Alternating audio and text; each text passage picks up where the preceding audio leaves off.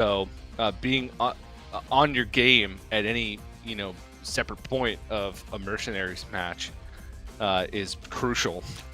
And I think that's why we talk about Gia and Surrender as being two of the best, is because they well except for one throw that Gia made, but we'll forget about that one. They're both pretty spot on usually.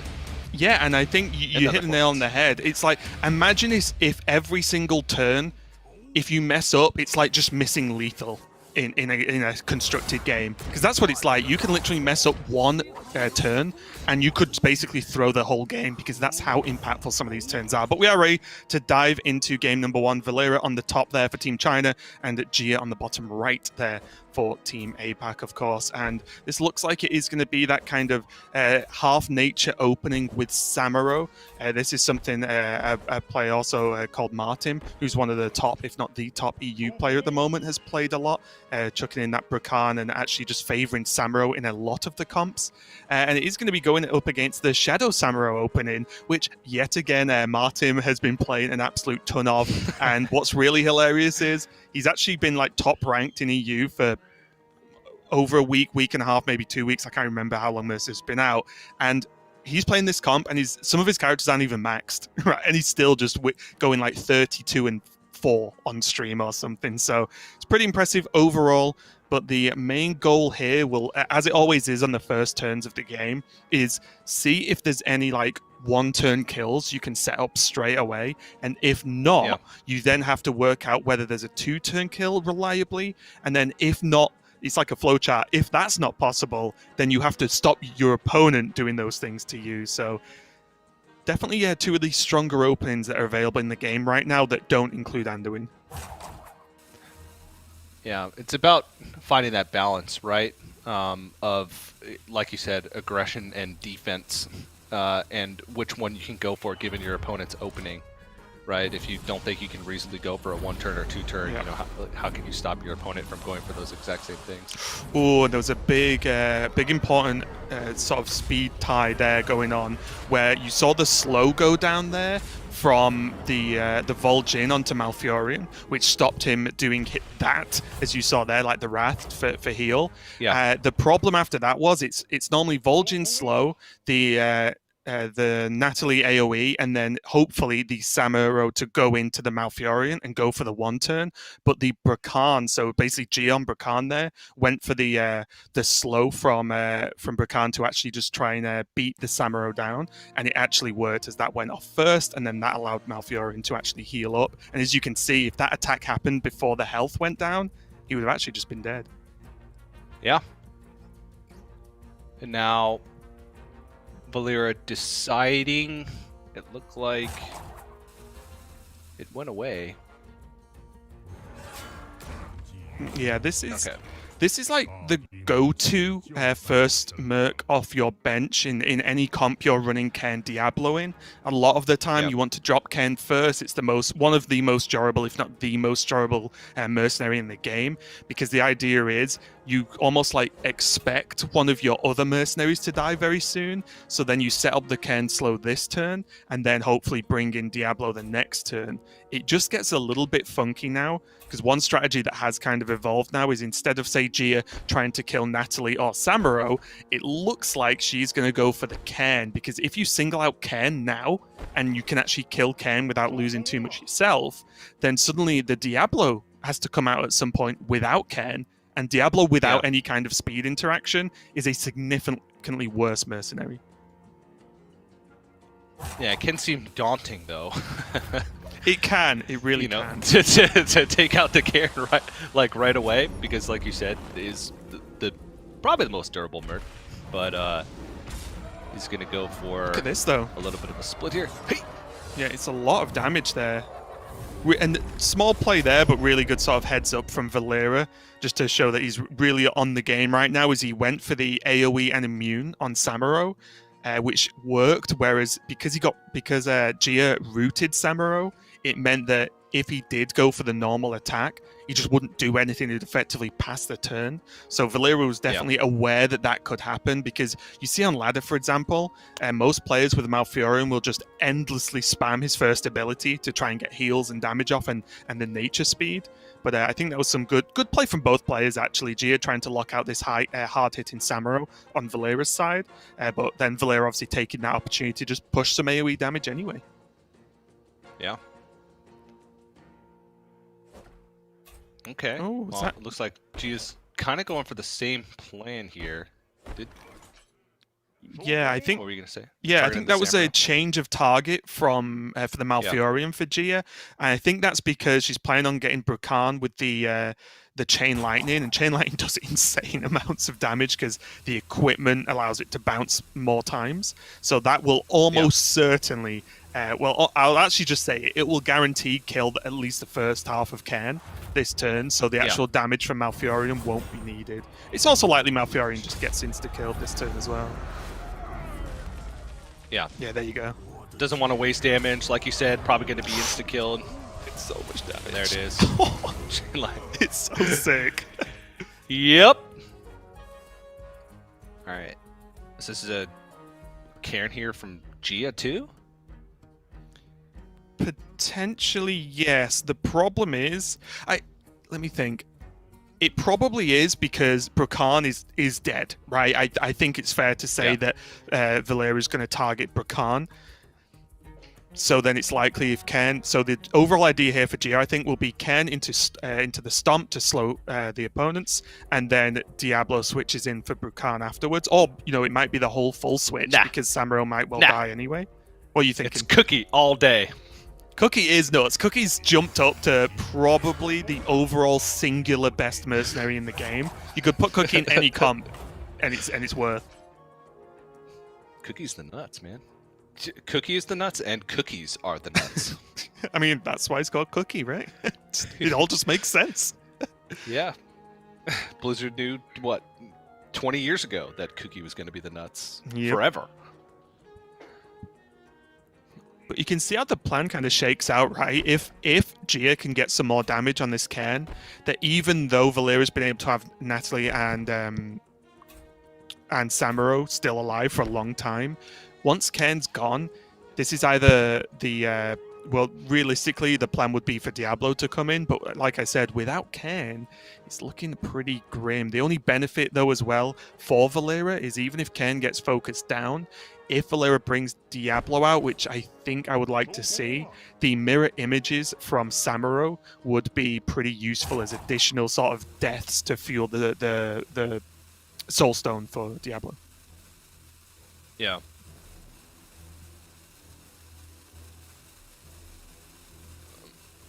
It's like Valera's still making some decisions there. Samuro, looks like he's queuing the AoE for Samuro again, which such a small box. Okay, there's the AoE, which will kill both, which is why I went for that. Gets the heal, that's fine. But I think that's a trade Gia is more than okay with, because there's a weird learning part in Mercenaries as well, where sometimes it's actually better for your opponent to kill 2 mercenaries in one turn than it is one, because it allows you to sort of play combos onto the board together and not necessarily just drip feed one at a time, because you've seen now from Valera, he's lost Cairn completely now, which really negates the value of Diablo. Whereas if Gia tried to focus down the other 2, suddenly she'd be facing down the sort of Cairn, Diablo, and then Ragnaros follow up, which then the Ragnaros is one of the more natural counters straight up to Cairn. Whereas obviously Gia has gone for Cookie in this lineup, so those are the main differences here. But I do think Gia's looking pretty good for this, because the fact that Diablo's on board as well, just as I mentioned, Samuro's images help buff your own Diablo, they also affect the enemy one as well. So again, this is not lining up too well. But it also looks like... Okay, pretty interesting there. I'm not sure if we'd generally class that as a mistake or not.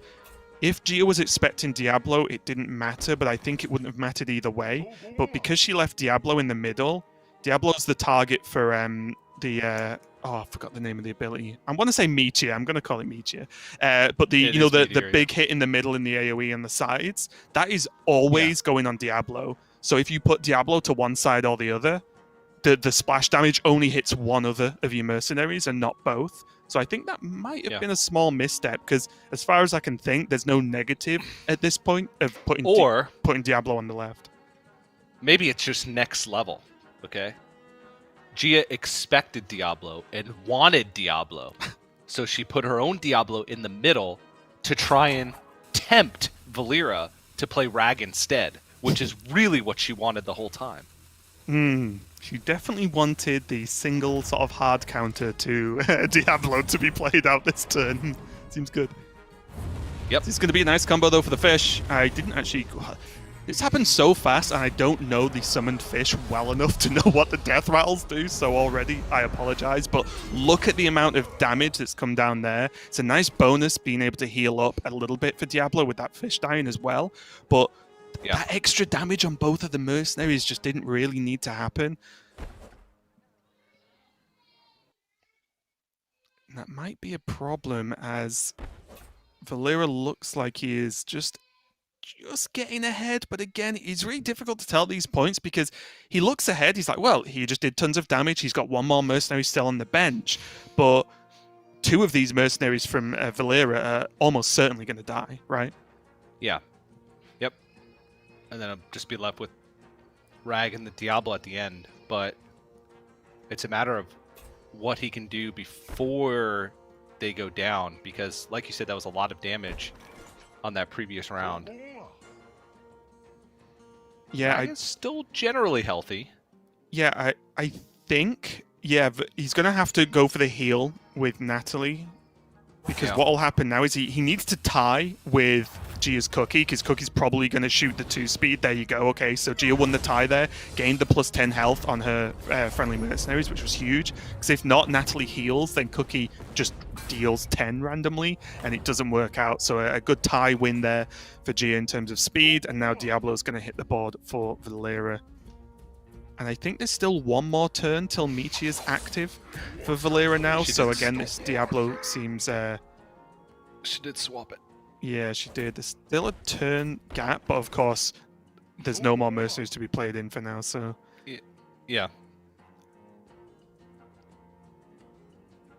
I think she needs to look at trying to get this bleed down for Cookie as well, because that's one of the, again, like I said, Cookie's so strong, but in these potentially grindy endgame moments, chucking the bleed out on the enemy mercs is devastating, because it just ticks away, and you're just getting drained health every single turn.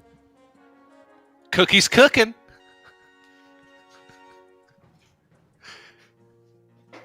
No? Okay. I love Cookie so much. Cookies or Cookie? Both. Oh yeah, we talked about this, right? This is tricky though. So Valera looks like, priority number one for Valera. Kill Diablo, because realistically now Diablo is the only damage dealer for Gia. Gia gets to pop off there, gets the fish kill, and look at that. Like I said, it looked like Valera was ahead, but the fact that Gia managed to focus down Cairn is huge. It's something that not necessarily, less experienced players are going to do. And that whole drip feed, okay, the next mercenary is almost certainly Cairn. That's the standard first swap in to set up Diablo. But even though it looks daunting, even though it takes a while, focusing down Cairn, it seems like the right option 9 times out of 10, because just look how bad the Diablo was there for Valera. It was the last mercenary in, and it didn't do anything, and normally everyone's terrified of Diablo. And what's the play now? My picture just changes every time. Oh yeah, because I was on the left side last time, so it was left justified, and now I'm on the right side, so I got to be looking at you. That makes a lot of sense. I'd almost would have liked it more if you were just randomly looking off screen. It's just like, TJ, pay attention. And all these pictures are from the same event 5 years ago. This was at the 2016 Hearthstone World Championship. Yeah, 2016. Oh yeah, when you played you played in the show match, right? Yeah, and I got bodied, and they never invited me to another one again. But you can wiggle that headset with the best of them. I can. It wiggles from both sides. It wiggles when I'm facing that way. It wiggles when I'm facing the other way. Yeah, it's incredibly impressive. So, all right. What was I saying? Okay, what are you ever saying, TJ? Let's be honest. I don't know. This is like the perfect opportunity for me to Because normally I dominate conversations, sometimes with gameplay, sometimes without gameplay.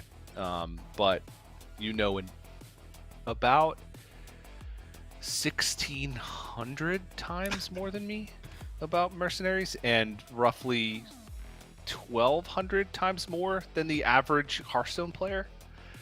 So I'm glad to just let you roll. Okay, it's new for me. Yeah, no, yeah. One, I'm shocked that TJ wants to be quiet. I can say after years and years of knowing you, that does not happen often. I think the only time I've heard you want to be quiet is when we were at an event and you literally lost your voice for a week, so you literally couldn't speak. But other than that, it's a very rare occurrence. I can tell you that for nothing. Guess which event that was, Raven? The 2016 Hearthstone World Championship, the exact same event that picture was taken. That's where I lost. Slightly different, right? It was opening week. Yes, I remember. Yeah. So we're in a different studio. We weren't at BlizzCon for that. I remember. Those were the good days. Yeah. So I'm not exactly sure which team they're picking, of course, but I will say, one thing I am interested in quite a lot from the Chinese team is just this comp that is something that's not seen so often, or at least I've not ran into it too many times on ladder in the European region, of course, where it's the Cairn, Diablo, Tavish with Ragnaros, Varden, and then Geddon. Not necessarily as a backline in that order, but regardless, that's a pretty cool opening because there's a lot of potential fire combos to go for there, because Diablo, Tavish, Rag, and then obviously the Geddon all interact with fire combinations. So hopefully we get to see that, because I'm pretty excited just to see how they pilot it. Everything else is fairly standard, with the true fear just being the potential. I'm not even 100% sure on bans. Hopefully we'll see the full screen soon. But the real fear comp that I've been running into right now, the one that's becoming very, very popular, is the Anduin, Cookie, Mukla, Blademaster Samuro, Malfurion, and Sylvanas. It's so defensive, so sustain focused, with all the levels of heal, the extra health from Cookie on the whole team as well, and then the Sylvanas there just to finish off the game later on. It's terrifying because the problem you really run into is in that comp, every single merc feels like a kill target. Whereas, for example, except maybe Cookie. Whereas, for example, in other comps we saw then, Gia, although Natalie Celine is very powerful, once Vol'jin's dead, she's just kind of okay, right? Nothing mind-blowing. So you saw Gia just happy to let Natalie just sit on board and just do whatever they want to do, and just deal with other mercenaries. Whereas this comp specifically, everything feels like a priority target, which if you've not got the burst to sort of one-shot these mercs turn after turn, then you really do struggle. And I've only run into a couple of comps that feel like they can deal with this very well. One of which was I think a 5 blue, 1 green comp, which was kind of weird that I ran into today. But other than that, I think this Anduin comp is the real terror of the meta right now. Do you think that there's room in a competitive metagame for those hyper-targeted comps? Oh, 5 blue, 1 green, or anything, right? I think so. 5 yeah, red, 1 blue. It's difficult if the players obviously don't know what they get to queue into what, right? If you're playing a conquest style, oh, there we go. Oh, and as you can see, the team, oh no, that's Team APAC, okay. So APAC's Anduin comp, the one I've just been talking about, has received the ban, so that's a big deal and kind of expected. So that's pretty huge. Whereas, interestingly enough, APAC have chosen to leave the Anduin comp open for China. So out of these, I feel like China's Anduin comp is going to get a win. That's just maybe something they've accepted, kind of similar to Constructed Conquest, where you ban one deck, and even though or it's likely that, say, Garrote Rogue is going to win, you don't really care because you've mathed it out and you decide that you can win the whole lineup anyway. So I'm pretty excited to see how that performs, or if APAC have a plan, if they can just beat that comp up. But for now, it looks like we're going over to the sort of it feels older now, but the slightly older sort of freeze comp, but it does have a few adjustments with that Malfurion in the backline to join Cairn and Diablo, but with that freeze opening with the combination of Jaina, Varden, and Tavish. This was one of the first truly terrifying new sets of comps that appeared in the meta, kind of after the Samuro, Zyrella styles of comps that were dominating in the very early start of Mercenaries. Yeah, trying to run it back. Same comp, as they played in the previous game. It's one of those weird things, right? Natalie. Because go ahead.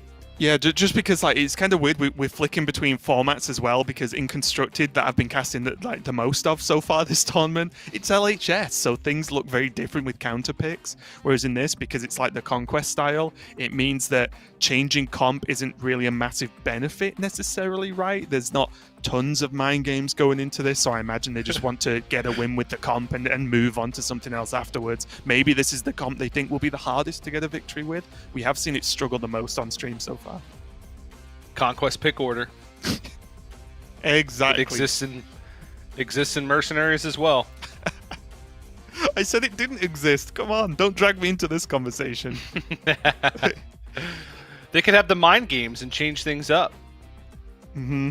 It's all about what you expect your opponent to do. There's always a correct Q order pick. I'm just not going to reply.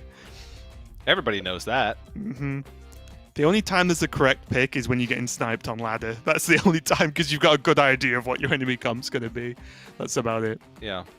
But we did see there just again, I don't think anything went too wrong with Valera's game plan in the previous game, but I will just highlight like the good sort of game sense from Gia, just knowing the strategy for killing Ken first. And that's one thing that is very different that is in Mercenaries and not necessarily in the other modes that Hearthstone has, is that I know players that are playing this mode pretty seriously that have pages of notes on the different comps versus different comps, right? So they have charts where it's like, okay, if I run into this comp with my comp, my general play order is this opening with these abilities on this target. A lot of it is talking about what the sort of turn one or what the general kill target is first as a priority, and then you kind of work down the list. The only problem with that is, although that sounds like you could just solve Mercenaries, humans play the game, and sometimes they play differently, and then that can completely throw everything out the window, which is pretty interesting.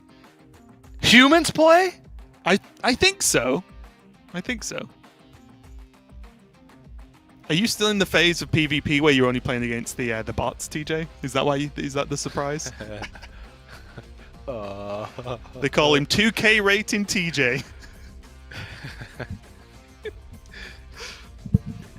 That's being generous. Well, I tried to not offend you too much, friend. Oh no, yeah. With anything Mercenaries, you cannot offend me at all. Have you got outside of Cookie? Have you, out of what you've played so far, is there any Mercenary that you just like? Like what's your favorite? Not counting Cookie, because we're fully aware. Mutinous.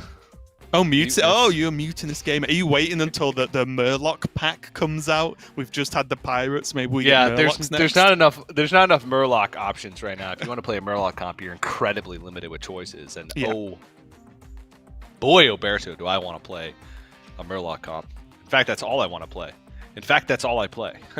Just keeps going deeper. Hence the 2K rating. Yeah. I love Mutinous so much. Yeah, it's. I do remember actually. It was not long after Mercs came out. We were talking about it, and you were like, "Oh yeah, I think this is going to be the best." And you were talking about Mutinous. I was like, "So why is that, TJ?" I was like, Subtle agreed with me for like a day. He did actually. The taunt effect is very strong. The problem is, especially now, and this is where the meta hopefully has to change, because it's something where the Mercenary meta is in constant flux, because you can almost always build a counter to the popular lineup. But any sort of defensive characters that are defensive from actual like melee attacks are slipping a little bit now because of the sort of Anduin, Malfurion, big sustain comps, because who cares? Oh, I take like 2 less damage from this attack whilst my opponent heals and gains 1,000,000 health, right? Like needing finishers is very, very important here.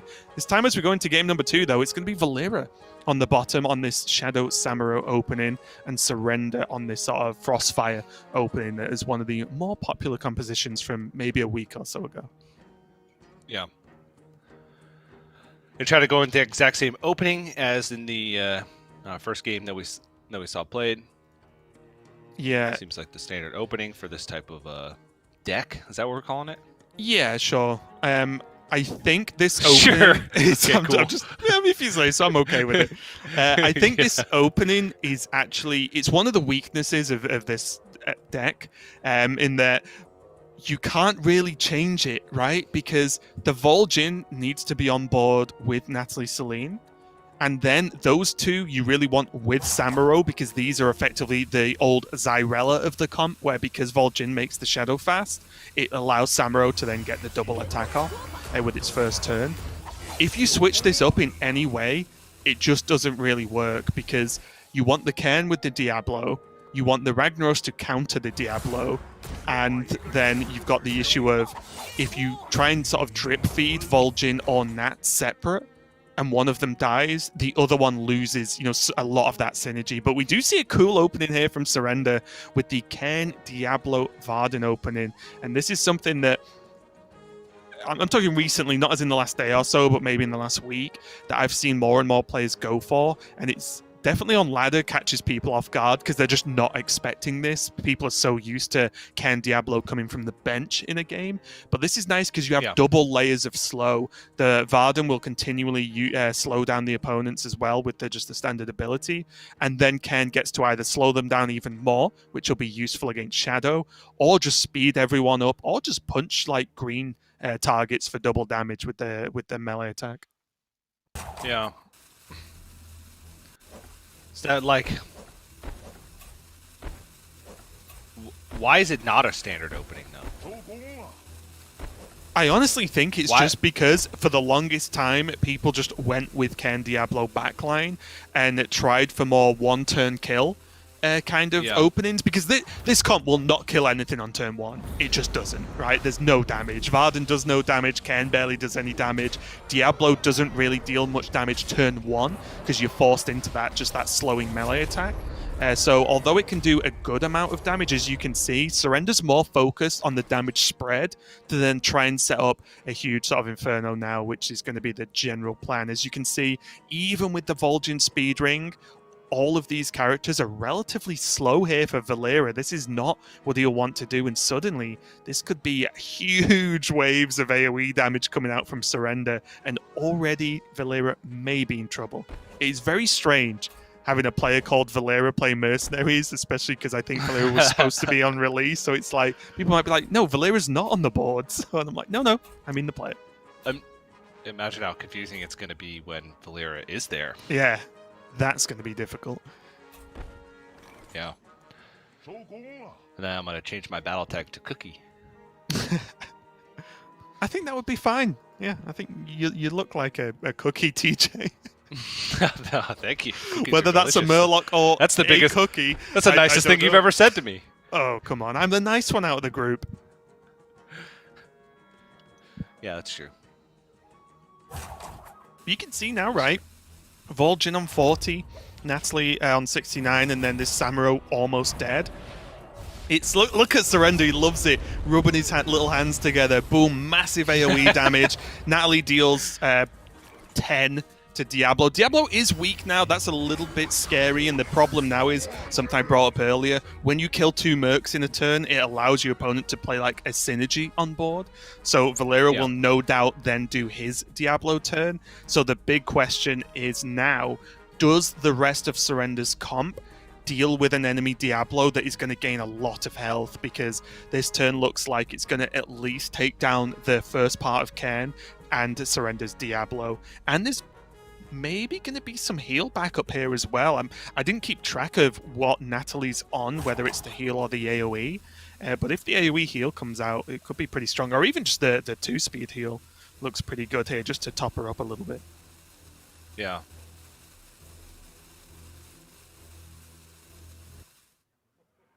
Okay.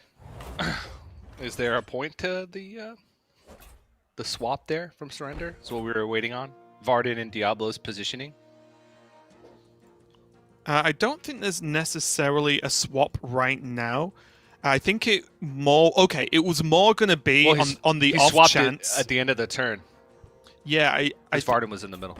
Yeah, I think it's more of a chance of that if Ragnaros came out this turn, which is not generally expected, but if it did, then this is different, where Diablo being in the middle is okay, because Diablo's on 20, right? You can hit the Diablo for 50. That's fine. The splash damage would still kill the Diablo. So Surrender's just positioning the weakest in the middle. This is like constructed meteor positioning here, where you want the weak minion in the middle. The splash damage doesn't matter as much on the higher health targets. Yeah. That makes sense. Look at my tiny box in the corner. One ability that, I mean, I don't think we're going to see it this turn, but one ability that interests me a lot is the Ice Lance from Varden. I think it's a little bit underused. Right now, of course, he knows he's likely to lose the speed battle because Valera's Cairn will be able to do this, the Endurance Aura. So the Ice Lance won't come into play now, but it is one ability that I think might be just a little bit underused overall. Being able to just, if you know you're going to beat the speed of an opponent Merc, you can just lock out their whole turn and break up some of those combos that are available. But for now, to no surprise at all, Surrender does lose his Diablo. But he could now just follow up with Ragnaros. There is only the Natalie on board that would deal double damage. So his board right now is very resilient against the build from Valera. So I would imagine we'll see Ragnaros, and then if he can just get the Meteor down, which I want to say it's impossible for Ragnaros to actually get killed before he can Meteor this turn, then that should make the rest of the game plan from Surrender very easy indeed. Mm-hmm.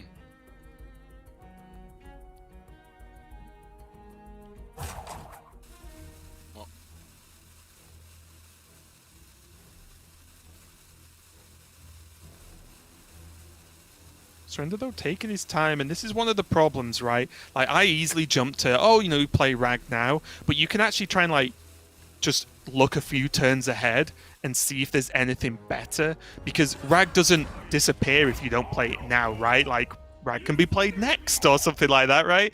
So it's not like he has to make the choice and that's the choice forever. But I do like him just going for it here because it's so much damage, and the combination of that Meteor plus Varden on Surrender's side probably dying this turn, then on the death rattle it does the damage to Valera and will freeze a target too. So even just that extra damage will just help push all of these mercenaries for Valera a bit lower health and just open up Surrender to really just dominate the rest of the game. This is looking very one-sided right now, TJ. Yeah, just the opening maybe caught him off guard.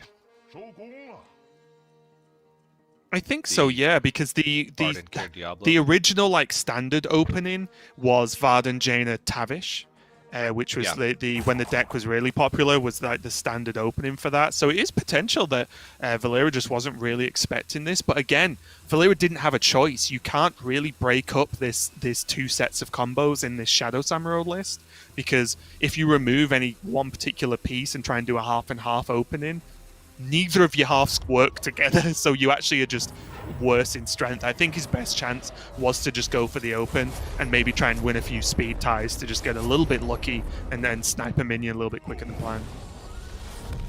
Boom. Boom. A lot of damage. Yeah, so now I think Tavish looks like a good plan, because Valera's set up for the because he did the stomp that turn. He's set up for probably the Endurance Aura again into the Diablo AoE, and if that's the case, Tavish can actually equip Fire Trap faster, Explosive Trap, sorry, faster than that can happen, which means the AoE will then instantly proc Explosive and push some AoE back to Valera straight away. And also, because the last minion for Valera is a red minion, it does mean that holding Jaina back, Jaina will probably be able to win the 1v1, but it looks like Surrender might be going for Jaina here. He's hovering it. I guess that the other side of that argument is Jaina has Ice Block, so even if a load of damage comes through, you do still effectively have to kill her over 2 turns. Yeah. And then, I mean, Tavish is almost certainly going to be coming down next turn anyway. Right. Yeah, I would be shocked if Varden didn't go down now. Since, like I said, he did pretty much set up for the AoE turn, and that's one of the weird things as well. Well, not weird, but negatives of the Cairn Diablo partnership is that the play patterns are normally very predictable. You stomp, and then you speed and AoE, then you stomp, and then you speed and AoE. That's generally what you're after. The only thing that really changes is what Diablo does with the turn off from the AoE, whether it's the sort of like ranged attack for the double damage, or whether it's the Doom Charge for the slow.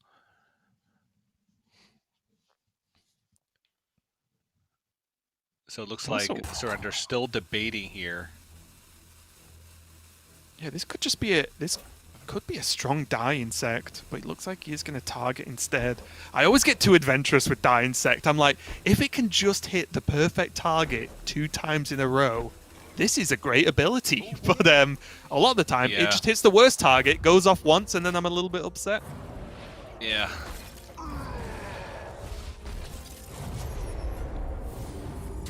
Oh yeah, that's actually... See, this is why Surrender's playing and I'm talking, right? I just didn't realize that, or didn't really consider that, because Jaina's doing played off the bench, that she isn't slowed, right? So he actually just did a really good job there of just sniping the Diablo before anything could happen. That was huge. Okay, well, Rag coming in the Tavish, but Surrender has a huge advantage in pretty much every aspect.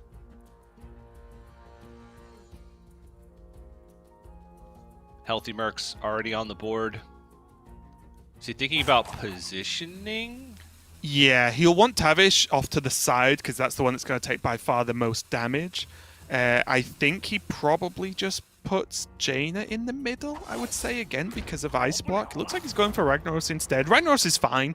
Again, neither of them take bonus damage, but I just wondered whether the fact that Jaina has Ice Block means that, okay, nuke Jaina because she always lasts 1 extra turn anyway, so...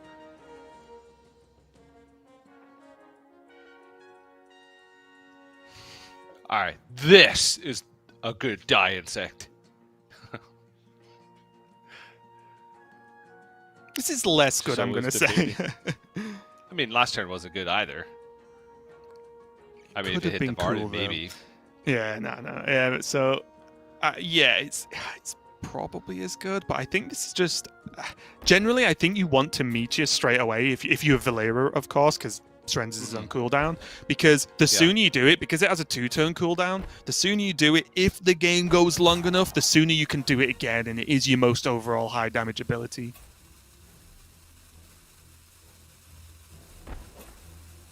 But this is tough, right? Because what the weakness of Ragnaros is he's generally very slow. His best abilities almost always go last. And you can see the other heroes or mercenaries from Valera are also slowed. So Surrender basically gets to do whatever he wants so far. And it looks like he's going to set up some snipes here and try and kill off some of these. And look at this again, just like the overall respect for what's going on. He can choose to just ignore Natalie because he gets the explosive trap down. So he knows Natalie's dealt with. And now with a full health Jaina, with Ice Block obviously still intact, like he's looking very, very favored indeed. The Meteor has already been used now for Valera's Ragnaros, so he knows the actual damage output is extremely low. All he has to deal with now is maybe one slow from Ken, but I even think that can be dealt with very easily right now. And then beating a Ragnaros on 73 health, which Surrender is more than capable of doing.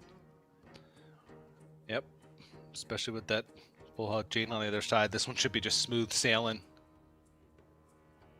for Surrender. And we're looking like we're on the verge of a 2-0 lead here for APAC.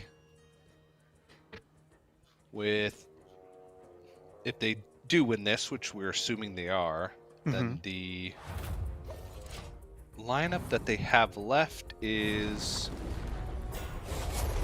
their own. I think it's their own Shadow Samurai, Natalie, right? Vol'jin? Yeah.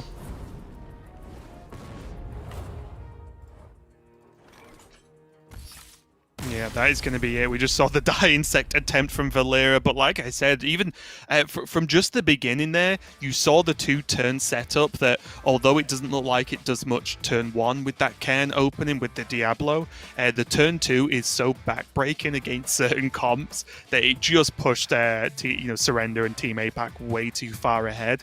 And so far, APAC have looked incredibly impressive, but the only sort of caveat there is they have been playing this Shadow Samurai. Team China have been playing the Shadow Samurai deck twice. So now, because Team APAC have it, are we going to see that, oh, this is the hard deck to win with kind of scenario where now China are going to potentially win 2 more games against APAC Shadow Samurai, and then we go to just a mirror match for the last game? Could happen. It could happen. Take a lot to get to that point, but we still have potentially a lot to get through. I'm glad things have been going smoothly, though. I will say that, Raven. Oh yeah, I was even on the first day, because I didn't cast Mercenaries day 1. As soon as they started it yesterday, I was like, okay, I'm ready to at best watch some Mercenaries. Right, I'll listen to the other 2 chuckleheads talk about it, but I'll watch it and enjoy it. And then unfortunately, of course, we had those issues. But this looks like it's going smooth.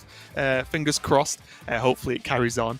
But honestly, Surrender and Gia look incredibly strong here. Like, all of the decision making seems very on point. There was this, I think, a slight slip from Gia in game 1 with that positioning of Diablo. But other than that, especially the overall understanding of the matchups seems very on point. Yeah. At least from my perspective as well, which is much more shallow than your perspective, Raven.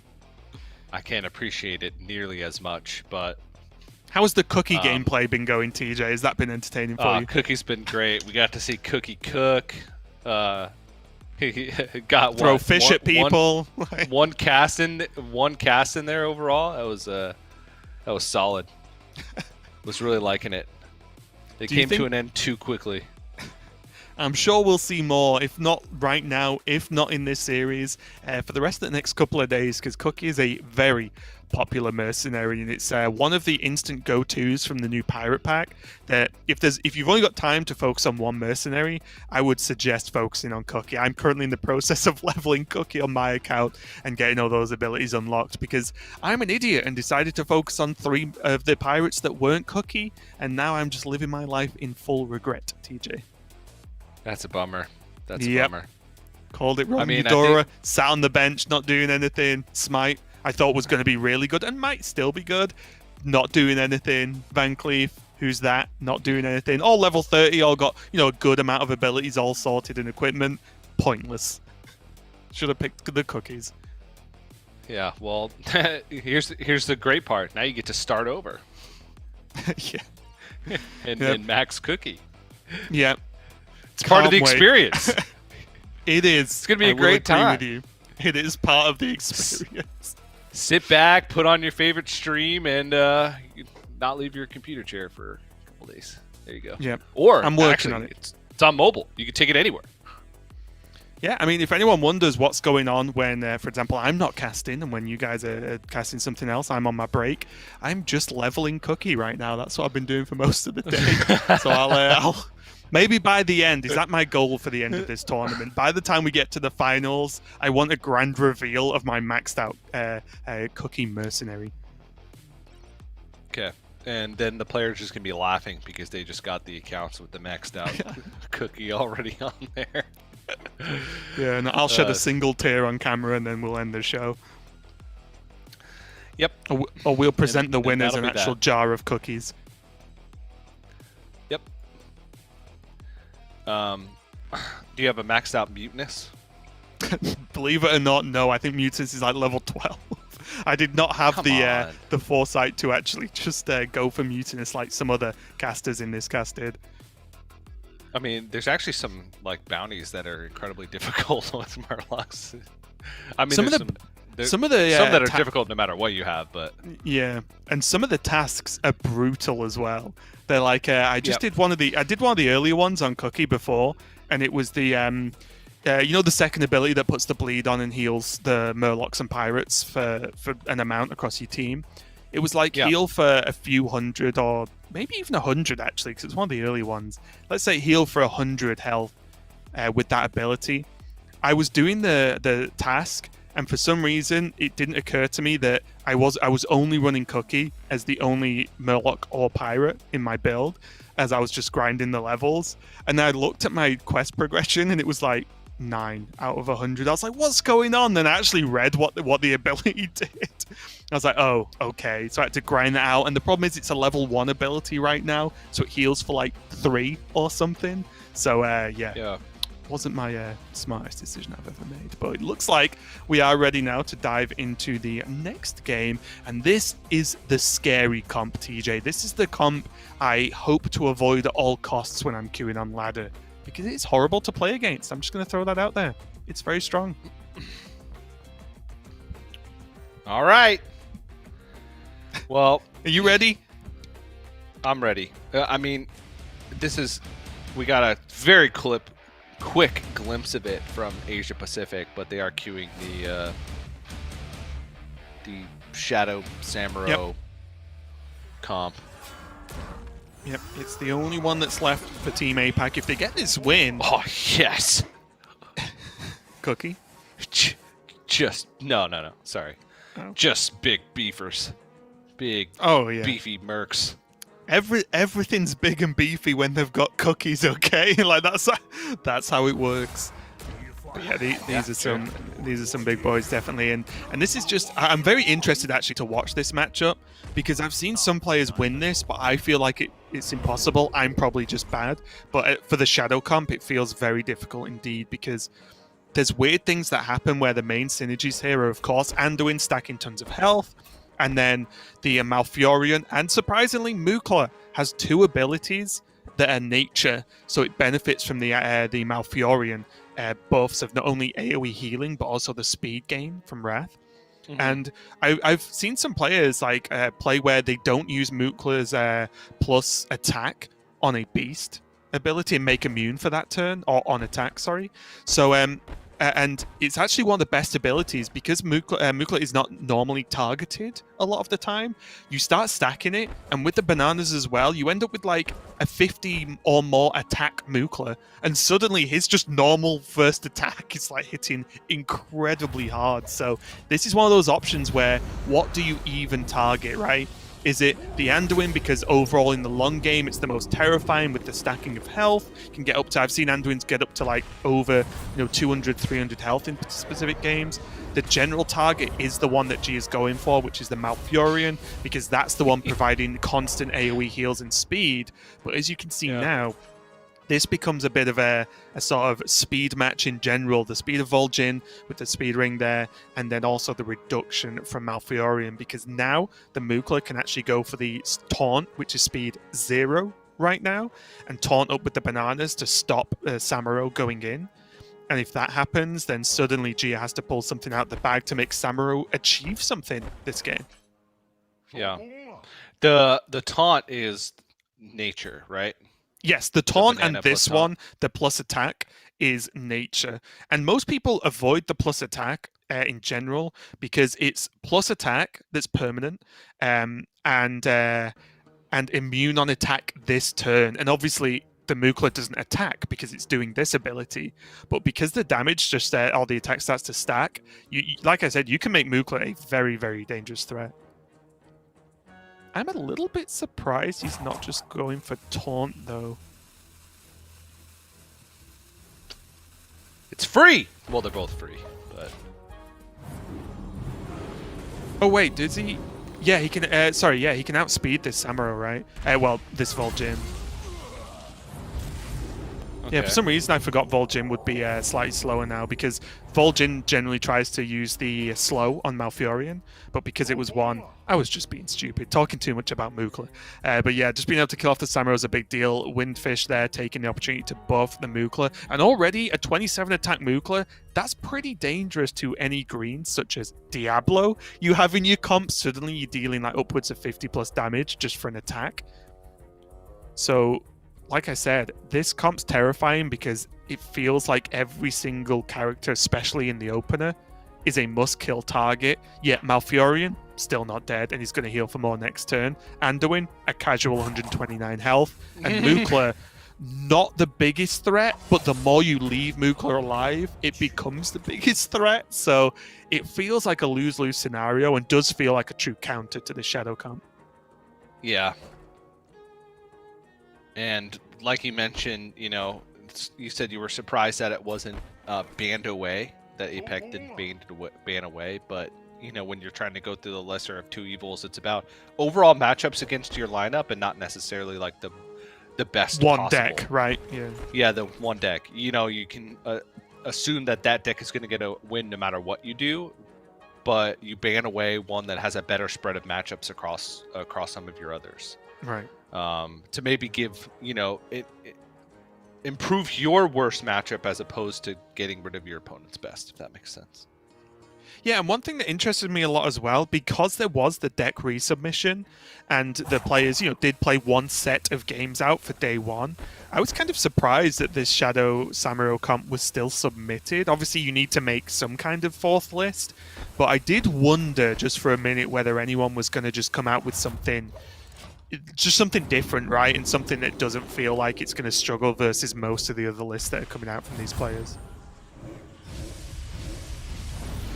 This is also something I've been thinking about a lot. I mean, not this turn because it worked out incredibly well, but general AoE usage against an Anduin comp. Because the more AoE damage you do, the more targets for healing there are, which then gives Anduin more health. So that's another question you have to think about.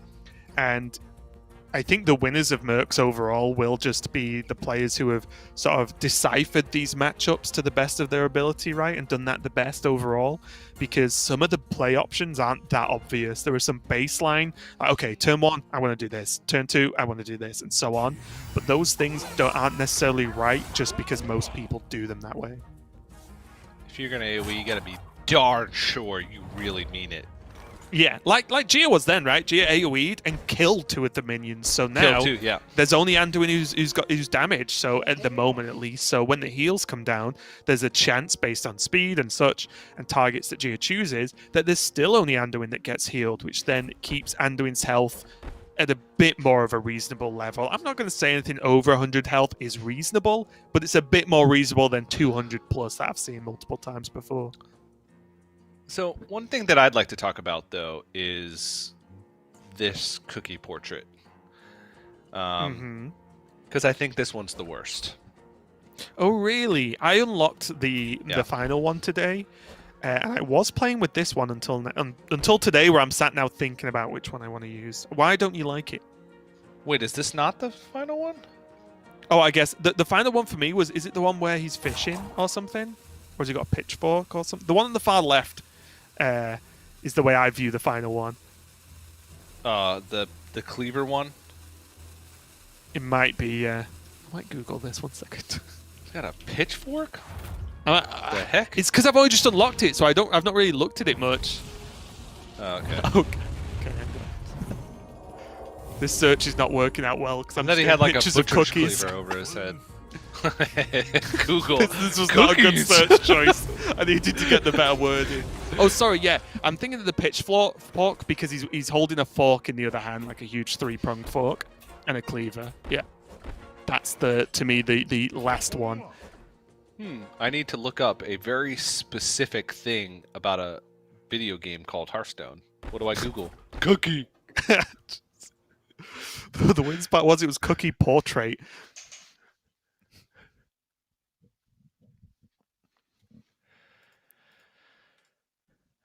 That is even worse. It's a portrait. You just got a portrait of a cookie. Yeah, it's a strange one, I'm not gonna lie. But here though, you can just start to see the problems, right? Samuro, although doesn't feel like the scariest mercenary on the board right now, is still very healthy for Windfish. Anduin, of course, will probably be healthy for the rest of the game. And Cookie, although mainly in the comp for that extra just generic plus health stats that it gives with the equipment, like I said, that stacking of the bleed is actually a pretty big deal. We've seen players really utilize the benefit of, summoning the fish for their opponent and then killing it for plus stats on their mercenaries or whatever the buff may be. The reason you didn't see a summon there was because Diablo's on the other side of the board, so you don't want to give your opponent unnecessary health. The same reason where I didn't triple check, but I think the mirror image was an option for Windfish that turn for Samuro, but again, unless you're killing Diablo that turn, you don't want the mirror images to be played, because when they die at the end of the turn, they buff Diablo. So Windfish definitely just going for the more sort of single target approach. And again, you see how heavy the sustain is on this comp when it looks like Windfish is just okay leaving the Shadow synergy alive. He's not even bothered. He's just killing Diablo next. Then he's got to focus on the 2 reds that are left, because Anduin will probably just have a good chance at outlasting this comp, as long as maybe Windfish can keep it along with that Sylvanas he has in the back pocket, which is his last Mercenary, which again you would imagine Sylvanas gains all the attack from the middle ability and then will just one-shot these 2 Shadow minions. Yep. It seems like... Is that not overkill on Diablo there? It does look like it will be. I think what Windfish might be doing is working out whether Natalie's going to heal Diablo, because that changes the numbers sometimes as well. And even if Diablo survives with 1 health, that alters things, right? Because Samro's probably going to die, so there you go. Samro goes up to 14, and then suddenly the kill's not there, right? So I think Windfish was trying to work out what the odds of, like, what Gia's plan was going to be. But obviously with those 1-speed attacks, like, he couldn't make Samro live, right? Nothing was fast enough. But then obviously he couldn't make something happen where Diablo went down. And now, suddenly, even though this felt like a very rough game, with that big sort of double kill there from Gia, Cookie especially, I don't think got a bleed down this game, which again, no, I feel maybe I'm overrating the bleed too much, but I feel like it's powerful, but we just don't see anyone go for it, at least in this tournament so far, or not that many. But suddenly, this Anduin looks mortal on 77 health. The Sylvanas is scary, but it's a turn already to just gain the attack, and then there's 2 reds left over for Gia, which should be able to just dumpster Sylvanas and actually still survive the death rattle. Should, I'm going to say loosely, because it depends on if Sylvanas can potentially get that attack gain off twice. I was promised an incredibly one-sided matchup. Yeah, I also did say that Gia and Surrender, I felt, were the 2 best players in this tournament, so this is what I mean. Although a lot of people just assume that, oh, this comp always beats this comp, that comp always beats that comp. Like, not if you outplay someone or if players make mistakes, right? Like, that's the thing. However much people think they can play perfectly every time, they can't. And I've heard from multiple players that are involved in this tournament, they clearly got invited X amount of time ago, and then after a lot of practice, they're like, wow, this game's hard. Like, this game mode is really difficult. So I'm like, yeah, it looks simple, but, you know, try and climb the ranks and see how it goes. Yeah, it's got a lot more depth than you would originally expect, even when you first start playing it. I just depends on. I'm really excited to see where it ends up once there's a ton more mercs in the game, right? And you have all of these different archetypes or different tribal synergies and tons of options within each of the tribal or elemental synergies or what have you. Yeah, different effects as well. For example, although there is a character that can do this, I'm waiting for Mortal Strike to be a thing, right? Which can reduce healing down for a turn if you hit with it or something, like on a warrior character maybe. Because then that changes a lot. Because one thing that I'm scared of is sustain getting better and better and better the more mercs that come out. And suddenly we're like, oh yeah, I've got a 250 Anduin health and a 250 health Cookie because of all these effects stacking on each other. So there is a bit of a fear factor for that. But again, nothing stopping them putting Mortal Strike effects in the game. This is still dangerous, but then you'd also expect there to be more burst damage added as well alongside. True. This is still dangerous. We were saying that, Gia looks strong right now, but again, a common theme with Mercenaries is it can be deceptive. Just because one player has more Mercenaries still alive doesn't mean they're stronger or are going to win. This Sylvanas will effectively can use the first ability to just one-shot each of these blue minions at any given time. The trick here will be, and I do wonder if there's a chance that Gia actually focuses damage on Anduin. I do actually wonder should Windfish go for the salvation and take the reduced damage on Anduin this turn, because I think Gia might focus it. I didn't catch what she locked in. It's going to be the AoE Shadow Weakness first, with the AoE as well from Celine. Yeah, there you go. So Gia did go for the focus on Anduin, and I like this because if Gia can kill Anduin, right, and then obviously is going to play Ken now, if Sylvanas' death rattle goes off and kills, let's just say the other minions at that point are low enough to die from this 45, then the Ken death rattle or Ken reincarnate can go off, and then Gia wins, right? So as long as this first version of Ken is not dead before Sylvanas dies, Gia will win by just the fact that she'll have the reincarnated Ken at the end of the game. So I really like that focus on Anduin, the Meteor, massive hit on Anduin, because I think it's tempting to do like the huge double damage on Sylvanas there.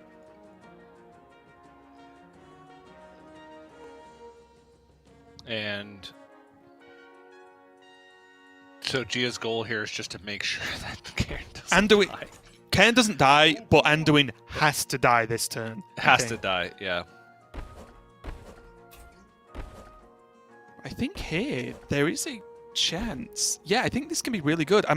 It's hard watching two screens do important abilities at the same time, but I would guess Gia's actually going for the Endurance Aura to make Ragnaros actually be able to snipe Anduin before Anduin can attack, and then Sylvanas attacks afterwards. But at that point, so what? And okay, or do this, I guess, depending on what you want it to do with Celine. And max damage, and there you go. That's it. Even if all these minions die, I mean, Ken survived anyway, but you can see the plan there, right? Even if Ken died, the reincarnate comes back, and Gia takes the win, and a really good win at that. Like I said, I think Team APAC are going to dominate this one based off just what we saw so far. 3-0, beating up on that Shadow Samuro comp from China, and then showing them how it's done, right? And they faced a hard comp. That Anduin Malfurion comp is not easy to beat, and it took them one try to get a win with it. So I am very impressed with both Gia and Surrender on this one. Yeah, that was quite good.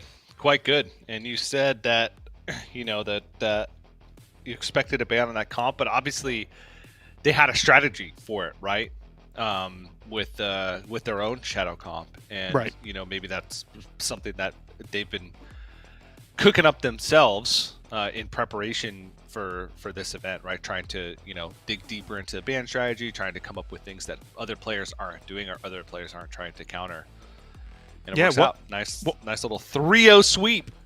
100%, because I'll tell you now, like, you don't go into this tournament and not have if you're not banning Anduin, you're not going into it and not having a plan, right? Like, yes, you could accept that you take a loss, but we know what this is, right? Like, yes, you can accept that a deck can be strong and grab a win, and that's fine, but you don't not practice against it, right? You don't try and not come up with a plan.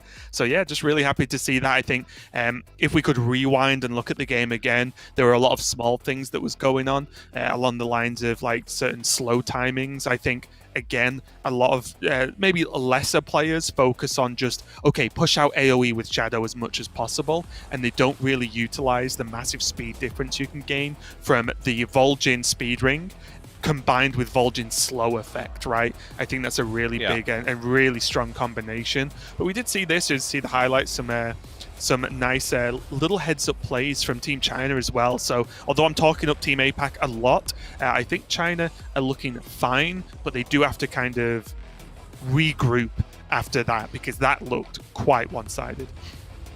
Yeah, it really did. And it's not like they don't have the comps for it, right? They're pretty similar. Right. It's not like they got destroyed from like a lineup perspective. It just seems like within the strategy within each game, what to ban, what to queue, right? That's where they seem to falter, at least compared to Asia Pacific. So hopefully that's an easy fix. Yeah, fingers crossed there. We'll have to see as the players are getting ready for that next match we've got coming up. It is going to be the second and final match of Mercenaries here going on, so make sure to stay tuned. We are just going to go to a quick break while we get ready for it, so don't go anywhere, and we'll be right back.